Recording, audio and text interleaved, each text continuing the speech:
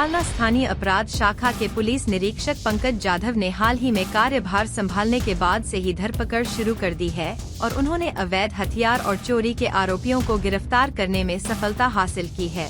Jalna crime branch को सूचना milli थी कि बीड़ से जालना के लिए अवैध रूप से गुटखा ले जा रहा है। जानकारी के बाद जालना क्राइम ब्रांच ने अपने दस्ते के साथ अंबड़ तहसील के लालवाड़ी क्षेत्र में गुटखे से भरे आयशर को जब्त कर 50,82,000 रुपए का गुटखा और 20 लाख रुपए का वाहन, कुल 70,82,000 का सामान जब्त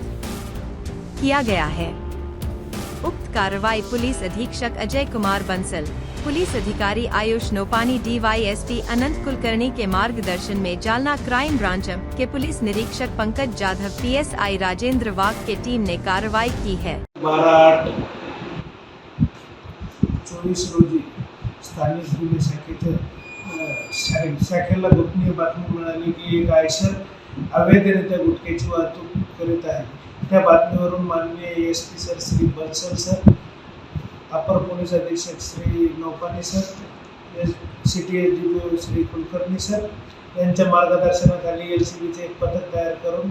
सदर पथकाला बातमीची खात्री व पडताळणी करण्याकरिता पाठवले असता मौजे लालवाडी शहरात जगदंबा राजस्थान हॉटेल समोर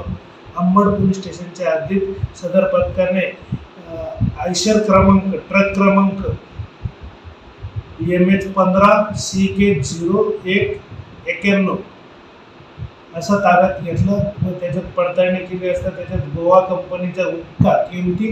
50,82,000 रुपयाचा गुटखा व 20 लाख रुपयाचा ट्रक LCBच्या पथकाने ताब्यात घेतला, जप्त केला। सदर प्रकरणात अंबड येथे गुन्हा दाखल करण्याची प्रक्रिया सुरू आहे।